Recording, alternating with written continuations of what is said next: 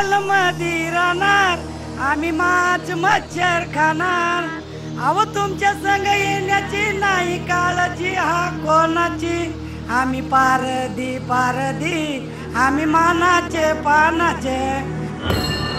पारधी हे नाव नुसतं जरी ऐकलं तरी पांढरपेशा समाजाच्या अंगावर काटा येतो. पोलिसांना न उलगडलेले गुन्हे आठवतात. राजकारण्यांना फार महत्व वाटत नाही, पण या सगळ्या पलीकडे जातीचं नाव पारधी असलं तरी तो एक माणूस आहे, आपल्यासारखाच हाडामासाचा. सगळेजण विसरतात अगदी सोयीस्करपणे. आता ही अशी मानसिकता असेल तर अन्याय अत्याचार ओघाने आलेच, पण इतके की या पारध्यांनाच प्रश्न पडतो, आपण माणूस म्हणून का जन्मलो. समाजाने माणूस म्हणून लाथाडलेल्या, गुन्हेगार ठरवलेल्या पारधी समाजाची ही कैफियत. पारधी, पारध म्हणजे शिकार करून खाणारा. या देशाला स्वतंत्र होऊन तब्बल 65 वर्षांपेक्षा जास्त काळ लोटलाय, मात्र तरीही पारधी या देशाच्या रहाटगाडग्यात आहे कुठे. स्वातंत्र्य लढ्यामध्ये, उठावामध्ये, मोठमोठी आंदोलनं या सगळ्यांमध्ये सहभाग घेतला म्हणून या जातीला गुन्हेगार ठरवण्यात आलं. आज स्वातंत्र्याच्या 65 वर्षानंतरही ही जात गुन्हेगारच आहे. माळ रानावरती गावाच्या बाहेर कुठेतरी उघड्या बोडक्यावर मांडलेला संसार आणि पोरांची लटांबर या सगळ्यांचं पोट भरण्यासाठी ओघानं आलेली गुन्हेगारी. या सगळ्या दुष्टचक्रात अडकलेला हा पारधी सर्व समाजाला प्रश्न विचारतोय, आम्ही माणूस म्हणून केव्हा जगणार आहोत. गावामध्ये किंवा वाड्या वस्त्यांवर, रेल्वेमध्ये, शहरात, मंदिरात कुठेही दरोडा पडला की पोलिसांची तपास चक्र फिरायला लागतात. जिथे जिथे म्हणून पारधी वस्त्या आहेत तिथे धाडी पडतात. बाया बापडे लहान मुलं सगळ्यांना उचलून पोलीस स्टेशनला आणलं जातं. मग मारझोड, गुन्ह्यांची कबुली, आरोपीच्या नातेवाईकांना त्रास, हे सगळं सुरू होतं. गेल्या 100हून अधिक वर्षांपासूनची ही पद्धत आजही कायम आहे. गुन्हा घडला की तो पारध्यानेच केला हा पोलिसांचा पहिला अंदाज. आणि हे सगळं सुरू झालं ते ब्रिटिशांच्या काळात. त्यांनी तर या समाजाची नोंद सरकार दरबारी गुन्हेगारी जात म्हणूनच नोंदवली होती. ब्रिटिशांच्या विरोधात वेळोवेळी केलेल्या उठावांचं हे या स्वातंत्र्यप्रेमी जातीला मिळालेलं फळ. तेव्हापासून पारध्यांच्या ज्या नरक यातना सुरू झाल्या त्या आज तागायत तशाच सुरू आहे. लोकांनी लिहून ठेवलेलं असेल ग्रंथामध्ये त्याच्यात तेवढंच. त्यामुळे पारधी किंवा अशा प्रकारच्या जाती ज्या आहेत या गुन्हेगार आहेत का, गुन्हेगारी वृत्ती यांची दूर केली पाहिजे. मग हे कशाच्या ह्याच्यातनं, तर शिक्षण दिलं पाहिजे. शिक्षण कसं मिळेल, तर शिक्षण मिळण्याकरता ते गाव एक असावं लागतं. गावातली शाळा एका ठिकाणी स्थिर असते, शिक्षण घेणारं कुटुंब स्थिर असतं. त्यामुळे घरापासून शाळेत जाणं आणि शाळेतनं घरी येणं अशी स्थिती जिथे आहे तिथे हे शिक्षण घेता येतं. हा एकतर गुन्हेगारीच्या ह्याच्यामुळे पोलिसांचा त्रास असल्यामुळे रोज कुठे ना कुठेतरी गुन्हा घडत असतो. याला पकडलं जातं. गुन्हा घडला किंवा नाही घडला, कायद्याने काही ठरलेलं आहे की समन्स बजवायचं, अमुक करायचं, हे काही केलं जात नाही. पकडलं जातं, कस्टडीत टाकलं जातं. 3-4 महिने चौकशी, मारहाण सगळं होतं. भारताचे पहिले पंतप्रधान पंडित जवाहरलाल नेहरू यांनी 1960 साली सेटलमेंटच्या तारा तोडून या पारधी समाजाला भटके विमुक्त घोषित करत त्यांची गुन्हेगारी नोंद रद्द केली. 47ला काँग्रेसचं मंत्रिमंडळ आलं.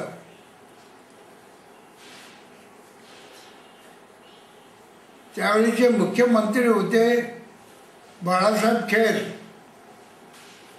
त्यांची भेट घेतली. मुक्त झालेलं भेट घेतली त्यांची आणि त्यांना ही सगळी हकीकत सांगितली. त्यांनाही वाईट वाटलं की हे तारेच्या कुंपणात कसे काढलं त्यांनी. तो कायदा रद्द करण्याचं ठरवलं. कायदा रद्द केला पण अंमलबजावणी होईना. सरकारी नियम बदलले पण अंमलबजावणी झाली नाही, कारण पोलिसांची मानसिकता बदललेली नव्हती.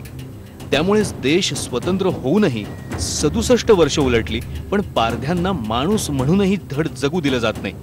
एका ठिकाणी घर नाही म्हणून जन्म मृत्यूची नोंद नाही. आधार कार्ड तर दूरची गोष्ट, यांच्याकडे अजून साधं रेशन कार्ड सुद्धा नाहीये. पारधी समाजाची ही दयनीय अवस्था उजेडात आणण्यासाठी आम्ही थेट पारधी वस्त्यांवर पोहोचलो. पुणे, अहमदनगर, सोलापूर या जिल्ह्यांमध्ये दूरवर पसरलेल्या गावांच्या बाहेर उघड्या माळरानावर जंगलाच्या आश्रयानं राहणाऱ्या, फासे लावून शिकार करून पोट भरणाऱ्या या वस्त्या पाहिल्या.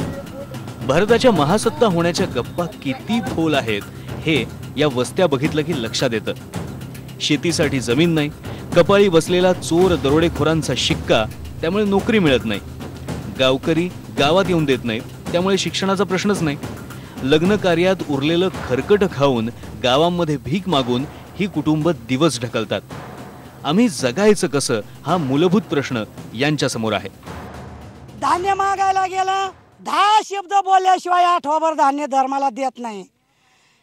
असं आहे, 10 गावात जरी आम्ही कुणी म्हणलं आम्ही शाहजुकचे आहेत, आम्हाला शाहजुकचं कुणीच म्हणत नाही. कुठं तुकडे मागायला गेला तरी चोरटेच, कुठं पाणी भरायला गेल्या तरी चोरटेच. तिच्या करतानी सारं आम्ही सोडून दिलेलं आहे. फक्त आता आम्ही जगायचं धरलेलं आहे. आम्हाला बी सरकारने काहीतरी योजना द्यावा की गरीब गुरब जेवढे पार द्यायचं आहे तेवढं आम्ही सोडणार आहेत आणि आम्ही आता आमचं जगायचं येऊन पाळलेलं आहे. या माळावर पारध्यांनी पालं थाटून बनवलेल्या वस्तीत गेल्यावर प्रामुख्यानं लक्षात येतं ते म्हणजे शिक्षण, आरोग्य, जगण्याची रीत, संस्कार या सगळ्यांचा अभाव. या वस्तीवरची लहान मुलं आसपासच्या पोल्ट्री फार्म मध्ये मेलेल्या कोंबड्या घरी घेऊन येतात, नाहीतर अजूनही फासे लावून तितर ससे पकडतात आणि भाजून खातात. 21व्या शतकात एकीकडे माणूस बनण्याचा संघर्ष हा चंद्रावरती पोहोचतोय, तर दुसरीकडे या पारधी समाजाचा हा फासे लावण्यापर्यंत. स्वातंत्र्याची तब्बल 65 वर्ष उलटून गेल्यानंतरही रोजच्या जेवणाची गुजराण करायसाठी, पोटाची भ्रांत भागवायसाठी फासे लावून, पक्षी पकडून ते भाजून आणि मारून जर खावे लागत असतील, तर आजही प्राण्यांमधला आणि या पारध्यांमधला फरक तो काय? आणि याला जबाबदार आपण आहोत, समाज म्हणूनही आणि माणूस म्हणून. इथे पुरुष आणि स्त्रिया 2-2, 3-3 लग्न करतात. एकेका घरात अर्धा डझन मुलं असतात. या अशा परिस्थितीत मुलांकडे लक्ष द्यायला कुणालाही वेळ नसतो. शिक्षण नाही, संस्कार नाही, त्यामुळे भांडणं, माऱ्या अगदी खुनापर्यंत जाणाऱ्या. 72 सालापासून आम्ही राहतो तिथे, आमची काही सोयी नाही. 12 शिकले, आता शाळा शिकले, राळ्या पळ्यानी खांद्यात जुळी घातली आणि तुकडा मागून आम्ही शिकिलं पोरांना. आमच्या पोरांना नोकरी नाही, काय नाही. आणि परत दाणे मागायचा गेला माझी जुळी खांद्यात तर कायमच राहते. आज आंघोळ केली. इतक्या मागास समाजातल्या महिलांची अवस्था तर अत्यंत हलाखीची. अंधश्रद्धा 5वीला पुजलेली. इथे महिलांना उघड्यावर आंघोळ करावी लागते. वाळत घातलेल्या महिलांच्या कपड्यांचं वारं सुद्धा पालावर आलेलं चालत नाही. लग्न झालेल्या महिलांच्या हातचं जेवण पाणी परपुरुषांना वर्ज्य. अज्ञानामुळे होणारी भारंभार मुलं, आरोग्य सुविधांचा अभाव आणि त्यात जात पंचायतीचा प्रभाव, त्यामुळे त्यांची चहू बाजूंनी कोंडी होते. त्याच्यामध्ये अंधश्रद्धेचा एक भाग आहे की पारधी समाजामध्ये महिलांना आहे ना, लग्न झाल्यानंतर पूर्णपणे अशी एक पद्धतीच्या वाळीतच टाकलं जातं. जसं की तिच्या हातचं अन्न खायचं नाही, तिच्या हातचं पाणी प्यायचं नाही कोणी, तिने देवाच्या घरामध्ये गृहप्रवेश करायचा नाही, किंवा तिच्या साड्या, जसं की तुम्ही खाल्लाकड हे बघितलं तर तिच्या घराच्या बाहेर तिच्या साड्या ठेवणं. आणि दुसरा विषय म्हणजे पारधी समाजामध्ये पुरुष हा खूप जास्त प्रमाणात व्यसनाच्या आहारी असतो, किंवा जास्त प्रमाणामध्ये पुरुष जेलमध्ये असतात. त्याच्यामुळं सगळ्या कुटुंबाची जोखमदारी ही महिलेवर अवलंबून असते. त्याच्यामध्ये महिलांना मुलांना शाळेचं पण हे जमत नाही की शाळेच्या मुलं जरी शाळेत असले तरी नवरा जेलमध्ये असला की महिलांना त्या मुलांना घेऊन एखाद्या सिग्नलला भीक मागून खावं लागतं. त्यांच्यावर ही परिस्थिती आहे. पारधी समाजाच्या या अवस्थेला सर्वाधिक जबाबदार आहेत ते पोलीस. कोणतीही चोरी किंवा कोणताही दरोडा फक्त पारधीच टाकतात ही पोलिसांची आजही मानसिकता आहे. त्यामुळे कुठेही गुन्हा घडला की पारधी वस्तीवर पोलिसांच्या धाडी सुरू होतात. संबंध असलेल्या नसलेल्या सगळ्यांनाच धरून बेदम चोप दिला जातो. संशयित फरार असेल तर त्याच्या बायकोवर अत्याचार केले जातात, पालं उद्ध्वस्त केली जातात. अटक झाल्यानंतर सोडवण्यासाठी खर्च करायला लागतो. वकील, कोर्ट कचेरी यांच्यासाठी पैसा आणणार कुठून? मग दरोडे घातले जातात आणि मग हे दुष्टचक्र सुरूच राहतं. लातूरला असताना मला आठवतं की मी 2 पारधी मुलांना पोलीस भरतीमध्ये रिक्रूट केलेलं होतं. दुर्दैवानं ज्यावेळेला त्यांचा पोलीस रिपोर्ट आला त्यावेळेला दोन्हीही मुलांच्यावरती दरोड्याच्या केसेस आहेत असं निदर्शनास आलं. मला याचा संताप आला. साहजिकच त्या मुलांना मी माझ्याकडे बोलवून घेतले की तुम्ही ह्या केसेस लिहिल्या का नाही, तुमच्या रेकॉर्डवरती तुमचं ॲप्लिकेशन जे असतं त्याच्यामध्ये का लिहिलं नाहीत तुम्ही, अशी विचारणा केल्यानंतर त्यांचं जे उत्तर होतं ते खरं खोटं मला माहीत नाही पण अंतर्मुख करायला लावणार होतं. ते म्हटले की सर आम्हाला माहीतच नव्हतं की आमच्यावरती केसेस आहेत. 12वीचं शिक्षण आश्रमशाळांनी या माध्यमातून पूर्ण केलं. सुट्ट्याला घरी गेलो होतो, पोलिसांच्या धाडी पडल्या आणि पोलीस घेऊन आले. 7-8 दिवसांना आम्ही सुटलो. आम्हाला माहीत नाही की आमच्यावर केसेस कुठल्या दाखल केल्या किंवा काय झालं. कदाचित खोटंही बोलत असतील, कदाचित खरंही बोलत असतील, पण खरं बोलत असतील तर मात्र ते अत्यंत गंभीर आहे की आपण या समाजाकडे बघताना किंवा त्यांच्यावरती धाडी घालताना एक पूर्वग्रह दूषित पद्धतीनं धाडी घालायच्या आणि मग काही निरपराध इनोसंट मुलांना त्यात गुंतवायचं, हे अत्यंत धोकादायक आहे.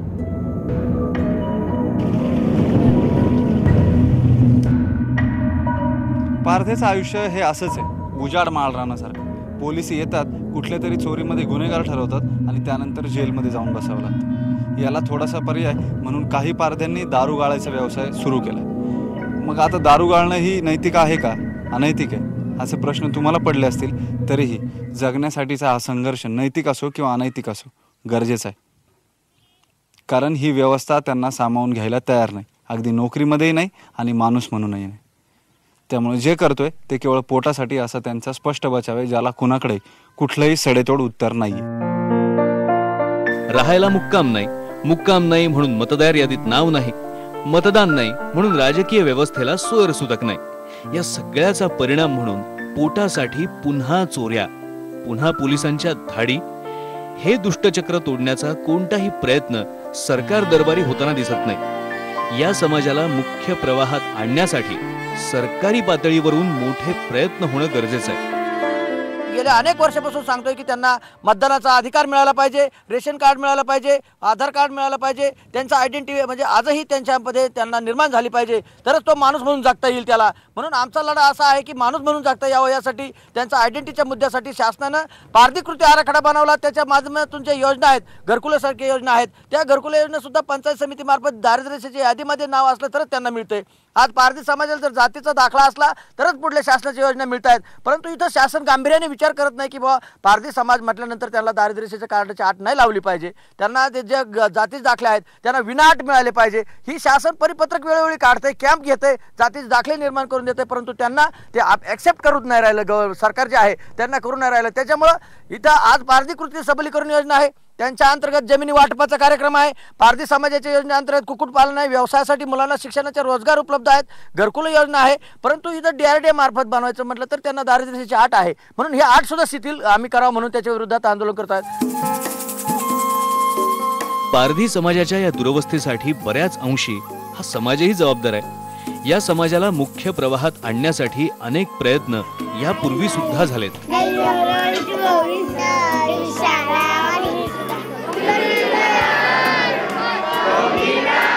पण ते संघटित पातळीवर न झाल्यामुळे फारसा प्रभाव पाडू शकले नाहीत.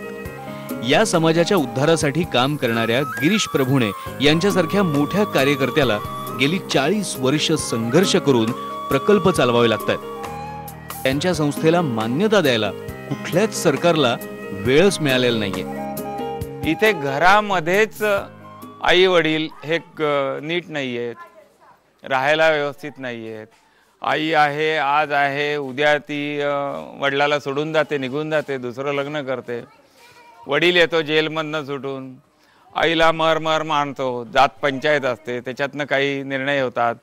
तेलातमध्ये हात घाला चारित्र्य सिद्ध करण्याकरता अनंत गोष्टी यांच्यामध्ये आहेत की हा समाज एकीकडे करकचून बांधलेलाही आहे आणि दुसरीकडे एकदम मुक्त आहे. एकाच वेळेला दोन्ही गोष्टी आहेत.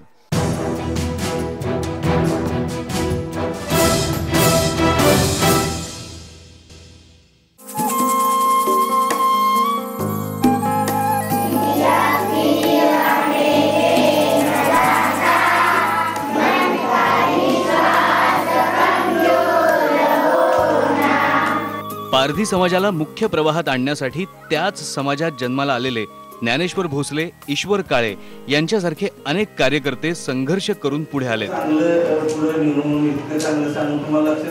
गिरीश प्रभुणे तर अशा कार्यकर्त्यांचे पितामह. पण ज्ञानेश्वर भोसलेंसारख्या कार्यकर्त्यांच्या वेदना हृदय पिळवटून टाकणाऱ्या आहेत. खोट्या गुन्ह्यामध्ये अटक झालेल्या ज्ञानेश्वरना सोडवण्यासाठी एका बहिणीला स्वतःला विकून घ्यावं लागलं, तर दुसरी या धक्क्यानं वेडी झाली. मूलबाळ सोडून नवऱ्याला सोडवण्यासाठी पत्नीला जामीनदार शोधावे लागत होते. आणि हे ज्ञानेश्वर सुटून आल्यावर या समाजातल्या उपेक्षित मुलांना शिकवण्यासाठी वसतिगृह चालवतायत. वयाच्या 15व्या वर्षापासून मी समाजाचं संघटनेचं काम करतो. आज माझ्या कामाला 24 वर्ष समाजाच्या कामामध्ये मी वलंडलेले आहेत.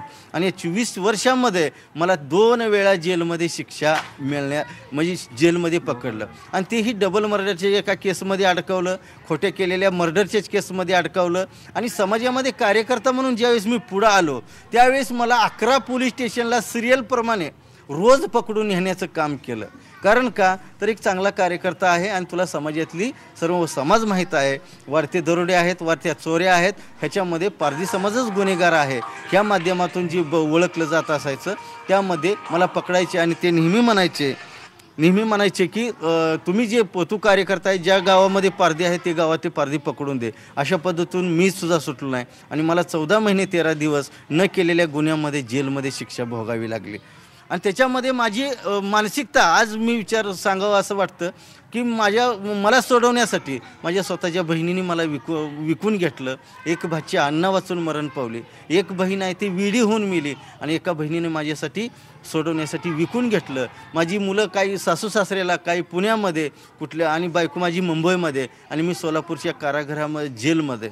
अशी आजची अवस्था होती माझी. ह्याच्यामध्ये 14 महिने 13 दिवस राहून सुद्धा समाजामध्ये संघटन करण्याची एक ताकद त्या जेलमध्ये मिळाली.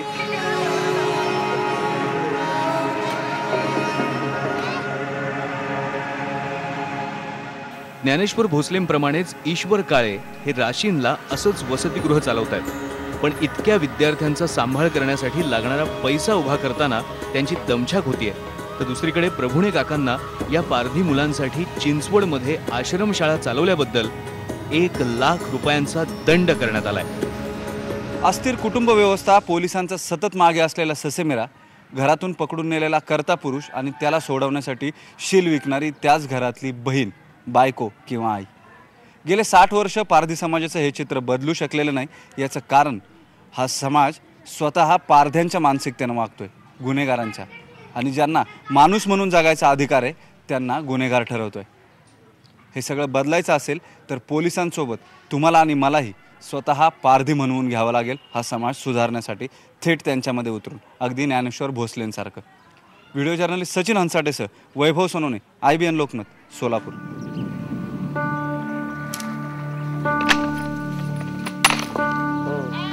अरे आम्ही मच्छर खाणार, आम्ही जंगल मध्ये राहणार. अहो तुमच्या संग येण्याची नाही काळजी हा कोणाची. आम्ही पारधी पारधी, आम्ही मानाचे पानाचे. पारधी पारधी, आम्ही मानाचे पानाचे.